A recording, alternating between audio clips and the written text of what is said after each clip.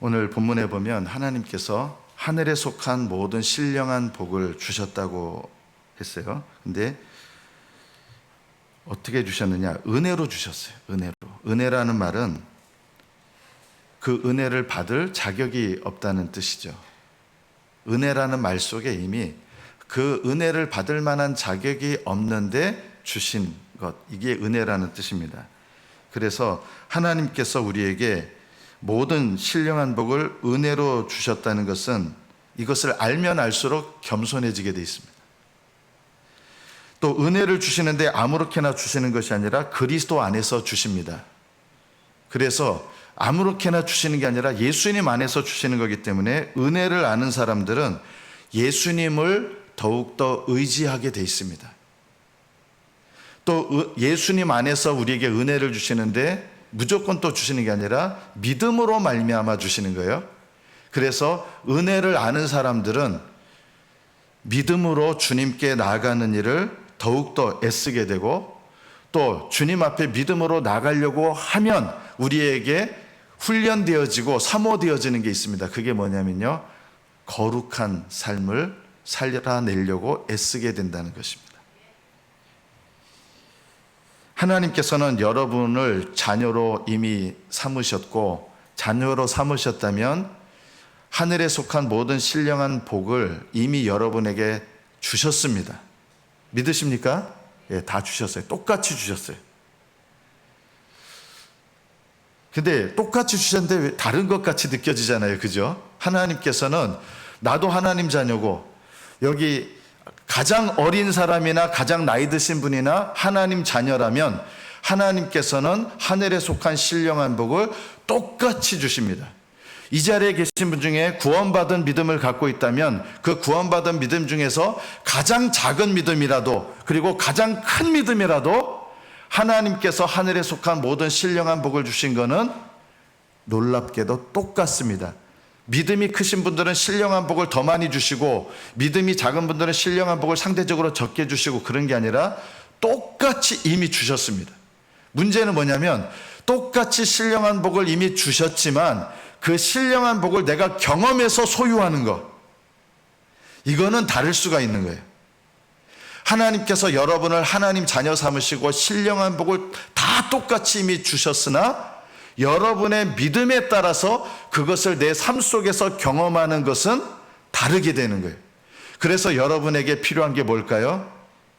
여러분이 하나님 앞에 믿음으로 내게 주신 신령한 복을 경험하려고, 이미 주신 거지만 그것을 내가 경험하려고 애쓰셔야 됩니다. 이 믿음이 있어야 하나님께서 여러분에게 은혜로 주신 것들을 여러분이 알게 되고 경험하게 되는 것입니다.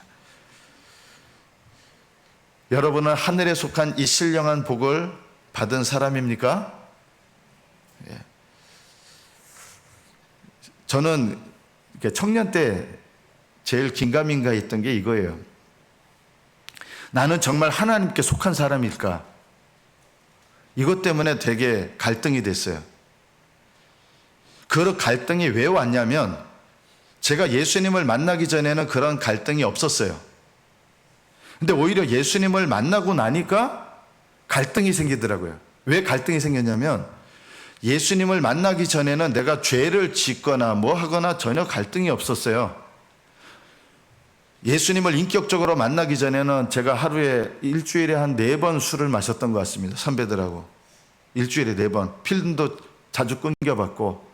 근데 예수님을 만나고 나니까 그전에는 아무렇지 않았던 일들이 전혀 다르게 느껴진 거예요. 죄책감이 느껴지더라고요.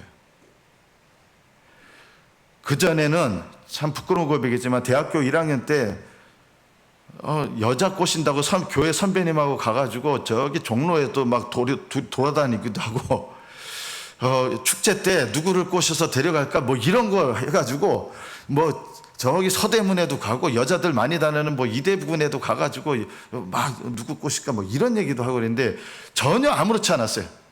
그런데 예수님을 인격적으로 만나고 나니까 그전에 아무렇지 않았던 일들이 이게 느낌이 전혀 달라진 거예요. 그러면서 그전에는 죄라고 느끼지조차 않았던 아무렇게나 막 했던 일이 이제는 죄라고 느껴지면서 그전에는 고민이 안 됐는데 예수님을 만나니까 고민이 된 거예요. 어떤 고민이 됐냐? 나는 예수님 안에 있는 사람일까?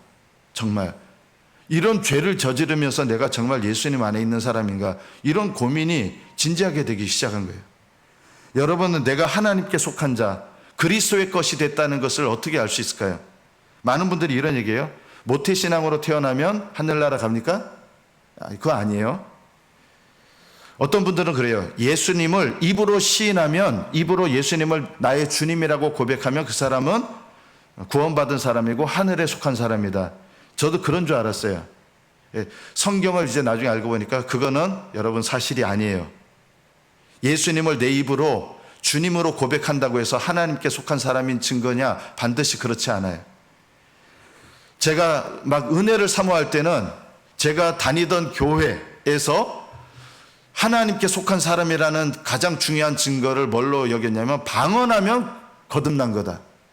저는 그런 줄 알았어요. 그래서 방언하는 사람은 무조건 거듭난 사람이고 하늘에 속한 사람이고, 나중에 또 알고 보니까 역시 그것도 아닌 거예요. 방언한다고 거듭난 것도, 방언한다고 하나님께 속한 사람이 돼서 하늘나라 들어가는 것도 아닌 거예요. 예배에 꼬박꼬박 참여하는 것, 교회에서 봉사 열심히 하는 것, 이것도 하늘에 속한 자라는 증거는 아닙니다. 여러분이 훌륭하신 목사님 설교를 듣고 감동을 받고 그렇지 끄덕끄덕하고 내가 그렇게 된다고 해서 내가 하늘에 속한 자냐? 안 그럴 수 있어요. 내가 성경을 날마다 읽고 있습니다.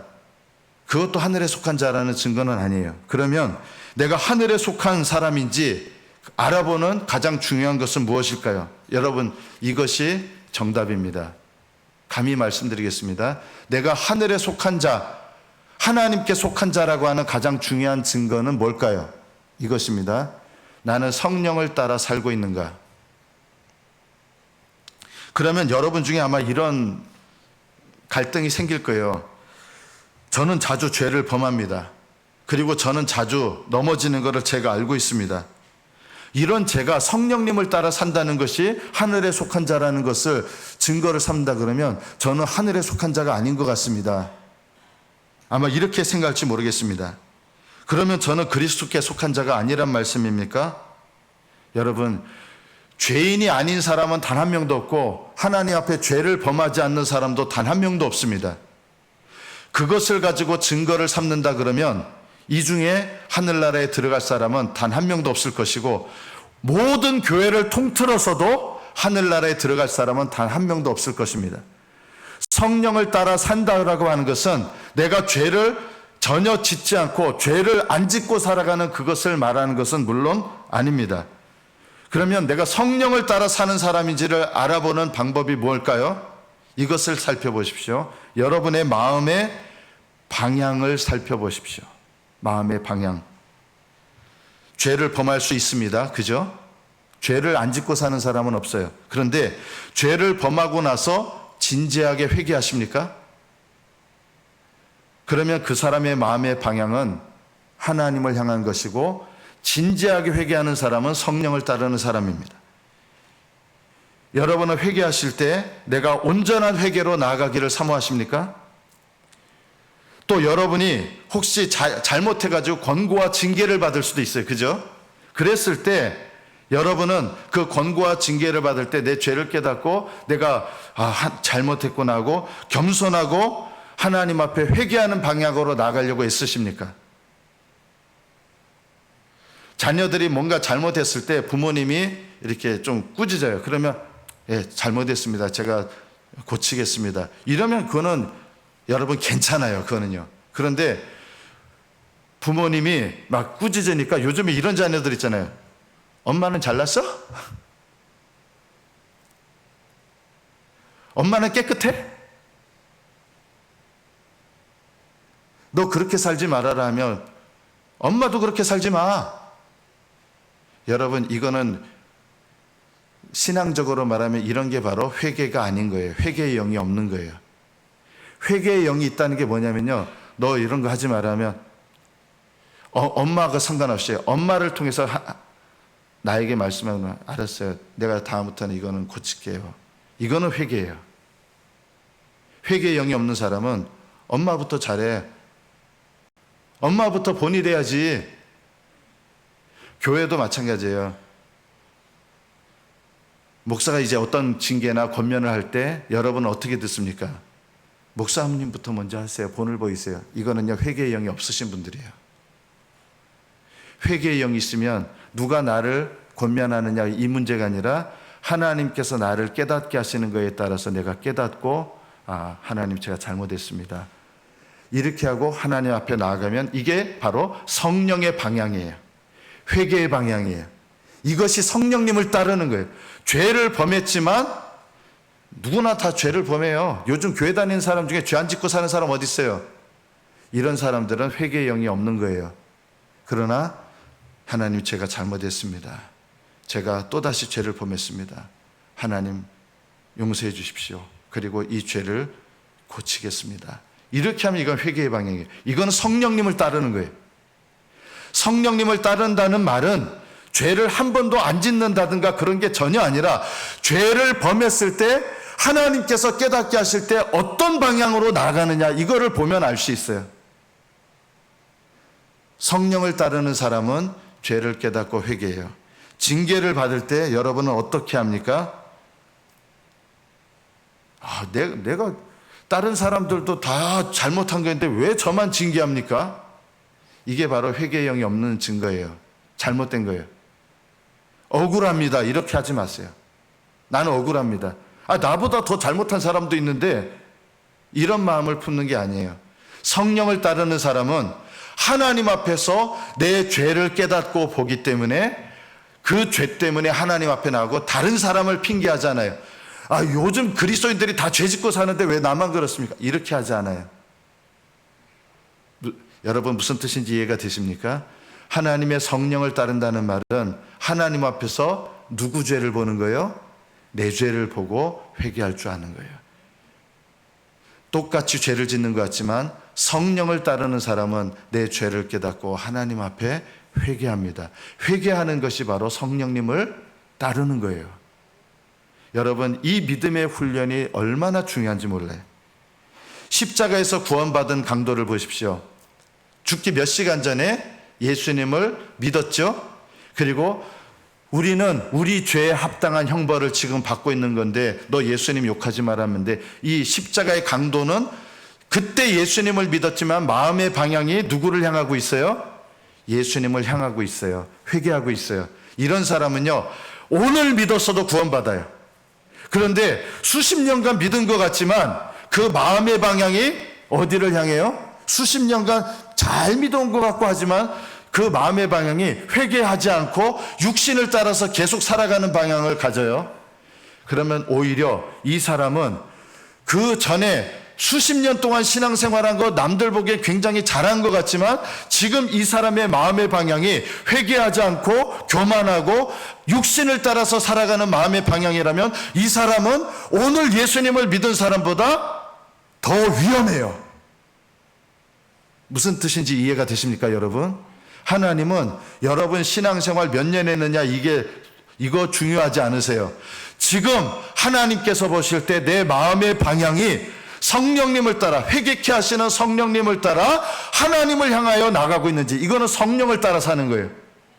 그런데 오랫동안 열심히 산 것 같은데 이 마음의 방향이 교만하고 성령님께서 인도하시는 거 안 듣고 내가 육신을 따라서 살아가는 방향이라 그러면 다른 사람들 보기에는 굉장히 신앙생활이 오래 잘 해온 것 같지만 오히려 더 오늘 예수님 믿은 사람보다 더 위험한 사람이에요.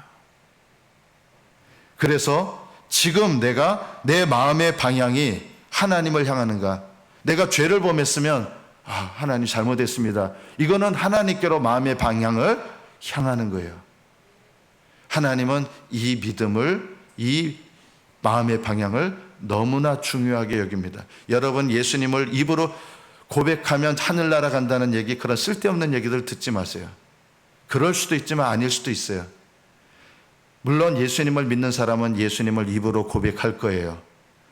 예수님 앞에 믿음으로 살려고 애쓸 거예요. 순종하려고 애쓸 거예요. 당연하지 그렇게 되지 않겠습니까? 그러나 이것들보다 제일 중요한 것은 지금 하나님 앞에 내 마음의 방향이 어떠한가? 나는 내 죄를 깨닫게 하시는 성령님을 따라 회개하는 방향으로 하나님을 향하십니까? 순종하는 방향으로 하나님을 향하십니까? 이것이 하나님께서 우리를 구원으로 인도하시는 일에 가장 중요한 증거입니다. 저는 여태까지 엉망으로 살아왔습니다. 그래도요, 진심으로 뉘우치고 하나님 앞에 마음의 방향을 새롭게 하시면 하나님은 그 영혼을 구원으로 인도하십니다. 예수님을 거스리며 평생을 살아왔어도 진정으로 마음의 방향을 새롭게 하여 하나님을 향하시면 하나님은 그 영혼을 받으십니다. 여러분, 죽기 전에 예수님을 믿는 분들 중에, 고백하시는 분들 중에도 그 마음의 방향이 하나님을 향하시는 분들은 주님께서 죽기 전에 믿어도 구원하세요. 그러나 죽기 전에 영접하는 것 같지만 그 마음의 방향이 하나님은 향하지 않으면서, 회개의 방향으로 나가지 않으면서 그냥 무서워가지고 그렇게 고백하면 그 믿음은, 그거는 구원에 이르는 믿음이 아니 되는 거예요. 하나님은 여러분의 삶 속에서 모든 일들을 허락하셨습니다. 그래서 여러분의 삶에 일어나는 일들 속에서 여러분의 마음의 방향을 정하는 것이 얼마나 중요한지 모릅니다. 여러분의 삶 속에 뜻하지 않은 일이 일어나요. 내가 원치 않은 일이 일어나요. 자, 그런 일들도 하나님은 다 예정해 두셨어요. 예정해 두셨다는 말은 그 일들이 일어나도록 하나님 다 허락하신 거예요. 자, 그 일들이 일어났을 때 여러분의 마음의 방향은 어떻습니까? 아우, 신경질 나. 이렇게 반응할 수도 있고, 아, 하나님께서 이걸 통해서 나에게 깨닫게 하시는구나, 이런 마음의 방향을 가질 수도 있어요. 참새 2마리가 한 아사리온에 팔리지 않느냐? 그러나 너희 아버지께서 허락하지 않으면 하나도 땅에 떨어지지 않는다. 하나님은요, 참새 1마리도 다 숫자를 세세요. 참새 하나가 땅에 떨어져서, 요즘에는 참새구이 포장마차에도 별로 없고 참새구이도 별로 없는데, 예전에는 이렇게 길에 지나다 보면 예전 포장마차에 다 뭐 팔았어요? 참새구이 팔았어요. 참새구이 그 헐값에 팔렸어요. 예전에는요. 옛날 이때도 참새가 제일 헐값에 팔린 거예요. 그런데 이렇게 헐값에 팔리는 것도 하나님은 다 알고 계신다는 거예요. 여러분 삶 속에서 일어나는 크고 작은 모든 일들 다 하나님 알고 계세요. 머리털 빠지는 것도 다 기억하고 계세요. 하나님께서 너희에게는 머리털까지 다 세신 바 됐다 그랬어요. 저는 머리털 빠지는 거 그렇게 아깝긴 하지만 일일이 다 세진 않는데 우리 하나님은 다 세세요. 이게 무슨 말이냐면, 내 삶 속에서 일어난 머리털 하나 빠지는 거 나는 별로 눈여겨보지 않는 이런 일조차도 하나님은 다 예정해 두셨다는 거예요. 근데 중요한 게 뭐냐면, 예정해 두신 일은 하나님이 그 일들을 일부러 만드셨다는 뜻이 아니라 일어나도록 내 모든 삶 속에 허락하셨는데, 그 예정하신 일들이 일어날 때 내 마음의 방향이 어떠냐는 거예요. 여러분은 여러분의 삶 속에서 일어나는 어떤 일들, 비참한 일이 일어날 수 있어요. 고통스러운 일이 일어날 수 있어요. 그럴 때 여러분의 마음의 방향은 어떻습니까? 감사의 방향입니까? 불평하는 방향입니까?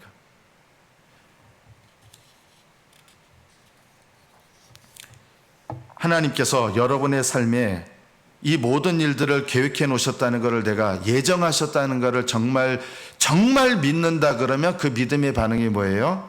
모든 일들에 감사하는 것입니다. 모든 일들에 감사하는 거예요. 모든 일들에 감사하시겠습니까? 예, 그러면 오늘부터 이거를 한번 해보십시오. 여러분 남편을 인하여 감사하십시오. 남편이 속을 새길 때 감사하십니까? 할렐루야, 감사하시기를 축복합니다. 이게 범사에 감사하는 거예요. 아내가 바가지를 긁어요. 남자들은 한두 번 바가지를 긁다가 한두 번은 참는데, 세 번째 바가지를 긁으면 어떻게 됩니까? 알았어! 알았다고! 입이 좀 걸걸하면, 아이, 숫자가 나와요. 10자 나오고 18자 나오고 숫자가 나와요. 아이씨! 여러분, 바가지를 아내가 여러 번 긁을 때도 감사하십시오. 할렐루야. 이게 범사에 감사하는 거예요. 아유, 그냥 친구들하고 만나가지고 내가 저 인간 만나가지고 내 인생이 꼬였다고, 이게 범사에 감사하지 못하는 거예요. 여러분, 지금 남편을 만나게 하신 것도 하나님의 예정 가운데 있습니까? 할렐루야, 맞습니다. 하나님께서 이 남편을 내 남편으로 만드셨다는 뜻이 아니라 내 남편이 되는 일을 허락하셨다 이 뜻이에요. 왜 허락하셨어요? 나를 깨닫게 하시려고.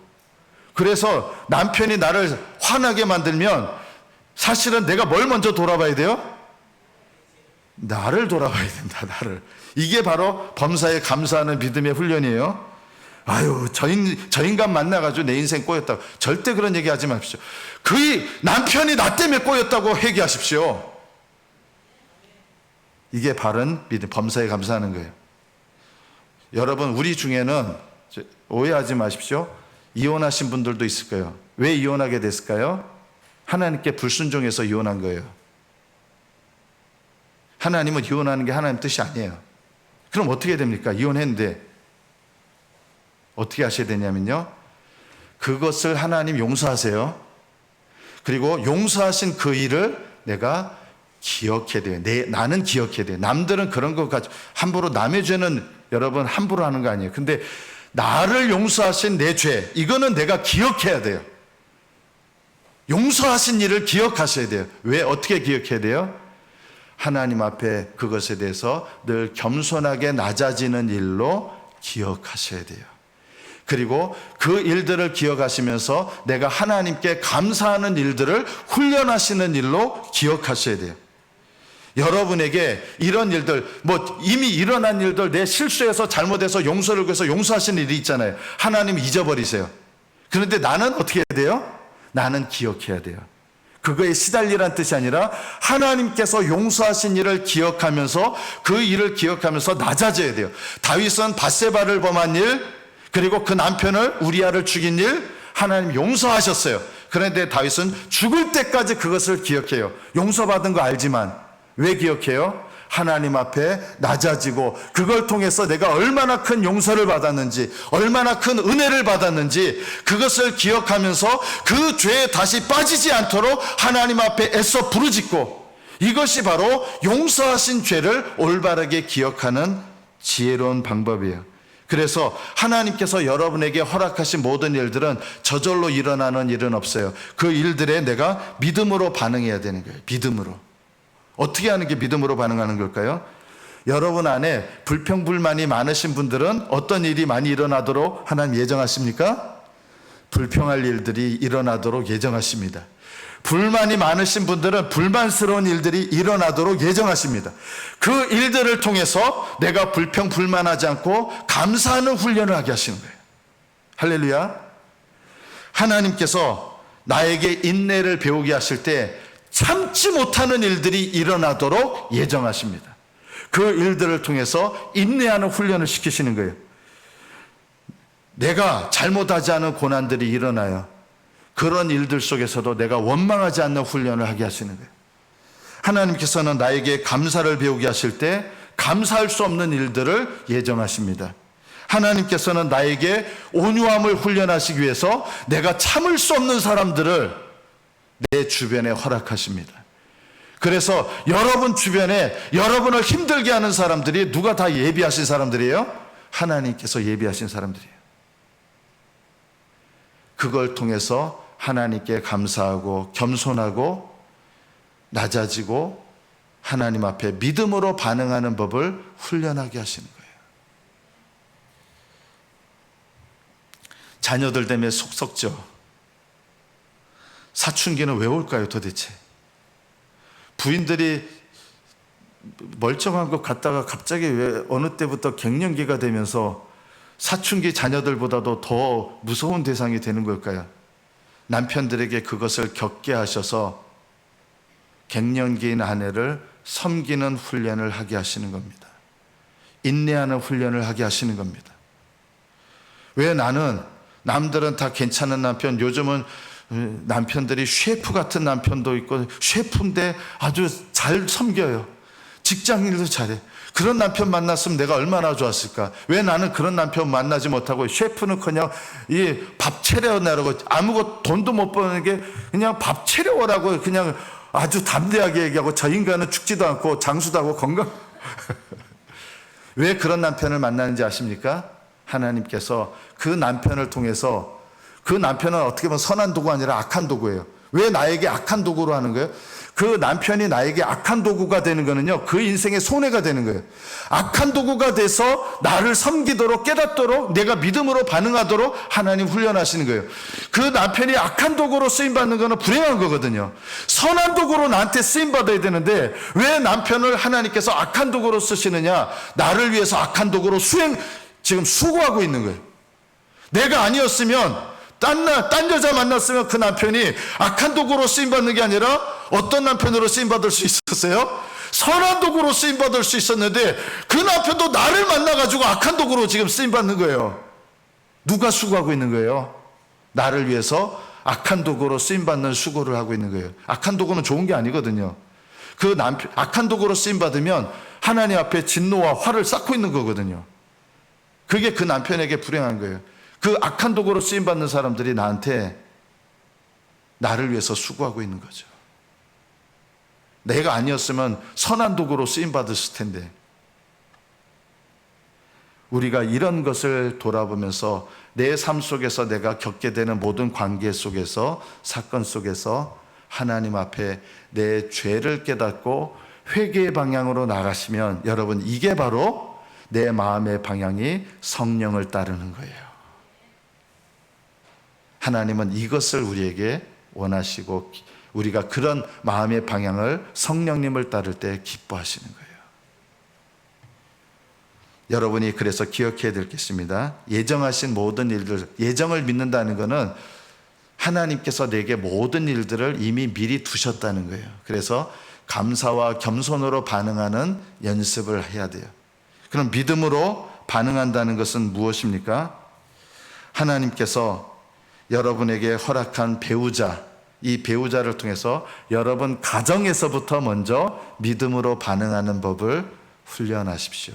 이게 안 되면요, 아무리 교회 와서 멀쩡해 보여도 안 되는 거예요. 여러분 신앙에 있어서 제일 중요한 장소가 어디예요? 첫째가 가정이에요. 교회는 두 번째예요. 여러분 가정이 여러분의 믿음의 반응을 훈련하는 곳이에요. 그래서 여러분 결혼하는 그 순간부터 하나님은 당신의 배우자를 훈련하는 도구로 예정한 것이 시작된 거기 때문에 여러분 가정은 이미 결혼할 때부터 무슨 터가 되는 거예요? 행복하려고 꿈꾸지 마세요. 결혼하는 그때부터 여러분의 가정은 무슨 터가 되는 거예요? 전쟁터가 되는 거예요. 할렐루야. 결혼하는 그 순간부터 여러분의 가정, 부부로 통해서 이루어진 그 가정은 결혼 그 순간부터 전쟁터가 되는 거예요. 그럼 싸우라는 전쟁을 하는 거냐? 아니에요. 내가 죽는 전쟁을 해야 돼요. 내가 낮아지는 전쟁을 해야 돼요. 내가 부인되는 전쟁을 해야 돼요. 내가 겸손해지는 전쟁을 해야 돼요. 내가 섬기는 전쟁을 해야 돼요. 제가 얼마 전에 아내하고 했다가 아내 옆에서 엉덩이 오른쪽을 들고 방구를 뿡 꼈습니다. 저는 아무 생각 없이 꼈습니다. 아내가 정색을 하고 이제 약간 화를 냈어요. 그래서 제가 아내한테 약간 기분도 나빴어요. 정색하고 얘기하니까. 알았어요. 앞으로 당신 앞에서는 절대 방구를 끼거나 하지 않겠습니다 했어요. 그리고 나서 저도 모르게 또 방구를 꼈어요. 아내가 들었어요. 그래가지고 아내가 당신 방구 안 낀다 했지. 당신 앞에서 안 끼고 뒤에서 꼈잖아요. 이게 아직 습관이 안 된 거예요. 그리고 조금 있다가 한 몇 시간 지나가지고 제가 아내를 되게 좋아하거든요. 좋아하는 표시를 좀 안 좋게 하는데 여보? 해가지고 뿡! 하고 낀 거예요. 이게 아직 훈련이 덜 된 거예요, 이게. 그래서 저도 이제 연습을 하는 거예요. 연습을 해요. 이제 아내 앞에서 이 방구를 끼거나 또 안 하려고 하는 게 있어요. 트림. 아내 앞에서 하고 이게 이제 나이를 먹으니까 트림도 자주 나와요. 그래서 내가 당신 앞에서 트림도 안 하고 하는데 트림도 안 하고 방구도 안 끼고 남들은 이제 나이 먹으면 뭐 방구를 튼다는데 이제는 이게 내가 아내의 인격을 무시했구나 이 생각이 들면서 진심이에요. 진심인데 아직 잘 안 되는 부분이 있어요. 이거 계속 훈련을 해야 되는 거예요. 이게 작은 일 같지만 하나님께서 아내를 존중하는 훈련을 남편에게 하게 하시는 거예요. 아내한테 함부로 하는 거 아니에요. 남편한테도 또 함부로 하는 거 아니에요. 여러분, 가정에서 하나님 앞에 내가 믿음으로 반응하는 법을 훈련하는 영적 전쟁터라는 것을 기억하세요. 말하는 것도 찌르는 말 계속하고 신경질 난다고 또 뭐 욕도 하고 아니에요. 어떤 전쟁터냐? 이 전쟁터는 내가 그리스도 안에서 죽어야 되는 전쟁터입니다. 그 전쟁을 배우라고, 내가 죽는 전쟁을 배우라고 가정을 허락하신 거예요. 자녀들 키우다 보면 또 전쟁이 일어나죠. 그 전쟁터에서 자녀들은 부모 앞에서 죽는 법을 훈련해야 되고, 부모는 자녀로 인하여 죽는 법도 훈련해야 됩니다. 사랑으로 권면하고. 이것이 바로 하나님께서 우리 앞에 두신 일들 가운데서 내가 죽는 연습을 하는 거예요. 교회에 오시면 또 교회도 뭐가 될까요? 여러분, 교회도 전쟁터입니다. 어떤 전쟁터예요? 내가 죽어야 되는 전쟁터예요. 교회가요. 죽어지지 않으니까 교회 와서 아유, 어느 집사님 누구는 말이야 어떻게 저죄 짓고 인간성이 왜 저렇고 남들 얘기를 너무 많이 하는 거예요. 교회에서 왜 하나님은 교회라고 하는 영적인 전쟁터를 허락하셨느냐? 다양한 사람들이 만나는 이곳에서 내가 죽는 법을 배우고, 내가 꺾어지는 법을 배우고, 내가 낮아지는 법을 배우고, 내가 섬기는 법을 배우라고 영적 전쟁터로 나에게 주신 거예요. 이 영적 전쟁터에서 원망과 불평과 수군수군함과 남을 비판함과 판단함과 남의 죄를 막 까발려면서 이렇게 하는 거 아니에요. 저는 우리 교회에서 하나님께서 훈련하시는 게 있어요. 여러분, 앞으로 제가 여러분에게 때로는 개인적으로, 때로는 공적으로 말할 때가 많아질 거예요. 하나님께서 저를 통해서 우리 사랑하는 마음으로 우리 성도들 영적인 훈련, 태도 이런 거 훈련시키기 원하시고, 저는 이런 거 말하는 게 제일 어려워요. 진짜 어려워요. 회피하고 싶고 말 안 하고 싶고, 근데 이제는 말해야 돼요. 하나님께서 그걸 원하시기 때문에 제가 여러분을 사랑하는 마음으로 우리 성도들 하나하나 얘기할 것이고, 말하게 될 때 기분 나빠하지 마세요. 사랑하는 마음으로 여러분들을 얘기할 거고, 저의 가장 큰 책임은 뭐예요? 여러분들 다 여러분의 마음이 하나님을 향하게 해서 성령의 방향으로 향하게 해서 천국 가는 인생을 되도록, 천국으로 가는 믿음의 걸음을 날마다 걷도록, 다 마음의 방향을 하나님께로 향하도록 하나님께서 함께 섬기고 함께 돕고 함께 격려해서 우리 성도들 다 하늘나라 가셔야 돼요. 저는 이 자리에 계신 여러분 모두가 다 하늘나라 가시기를 축복합니다. 이것이 우리가 우리 교회에서 이 영적인 전쟁터에서 내가 혈기 부리고 신경질 내고 내가 높아지고, 이게 아니라 이 영적 전쟁터는 내가 낮아지는 거 배우고 섬기는 거 배우고 내가 겸손해지는 거 배우고, 이런 영적 전쟁터인 것을 기억하시기 바랍니다. 그러면 교회가 여러분의 영혼을 구원하는 영적 전쟁터가 됩니다. 마지막으로 기억해야 될 것이 있습니다. 똑같은 얘기인데요. 회개함으로 반응하십시오. 겸손함으로 반응하십시오. 감사함으로 반응하십시오. 그리고 거룩한 방향으로, 거룩함으로 반응하십시오. 믿지 않는 사람들 볼 때 믿지 않는 사람들의 죄보다 믿는 사람들의 죄가 더 커요. 그런데 왜 구원하시느냐? 예수님을 통해서 구원하시기 때문에 죄가 더 큰데도 불구하고 용서하시는 거예요. 믿는 사람의 죄는 더 커요, 사실은요. 우리가 죄 짓는 것을 결코 가볍게 여기면 안 돼요. 하나님은 죄인을 용납하시는 하나님이세요. 어떤 죄인도 교회는 용납할 수 있어야 돼요. 그러나 교회는 죄를 용납해서는 안 돼요. 근데 우리는 이게 뒤바뀌어 있어요. 죄는 용납해요. 교회가 더 이상 오늘날 교회에서 권면하는 거 없어요. 징계하는 거 거의 없어요. 왜냐하면 그랬다가는 큰일 나는 일들이 많으니까. 예전에 교회에는 이런 일도 많았어요. 장로님 가정에서 예를 들어서 자녀가 불신 결혼을 해요. 그러면 교회에서 그 장로님 내외를 징계했어요. 성찬 중지시키고 정직시키고, 자녀가 안 믿는 사람하고 결혼하면 정직시키고, 그러면 예전에 분들은 어떻게 했는지 아세요? 내가 자식이 내 맘대로 됩니까? 옛날에 이런 분들 없었어요. 교회에서 성찬중지 또는 이런 정직을 받으면 하나님 앞에 울면서 회개하고 그랬어요. 예전에는 그런 믿음이 있어요. 요즘에는 만약에 정직을 한다 그러면 헐 교회가 여기밖에 없는지 아나? 딴 데로 휙 가버려요. 휙 가면 그 딴 교회에서는 어떻게 하는지, 어서 오세요. 우리 교회 재정이 늘어났구나. 어서 오세요. 그분이 하나님 앞에 회개 안 하고 왔는데도 어서 오세요. 이러니까 오늘날 교회가 뭐가 없어요? 죄인을 용납하는 게 아니라 죄를 용납하는 거예요. 교회가요. 그러니까 오늘날 교회는 안 믿는 사람들한테 비웃음거리가 되죠. 니들이나 잘해 이런 거예요. 예전에 교회 다니시는 분들은요, 교회 다닌다 그러면 안 믿는 사람들 보기에는 교회 다니시는 분이라 그러면 저분은 정말 거룩한 분, 이런 이미지예요. 요즘은 불신자들이 교회 다닌다 그러면 염려를 해줘요.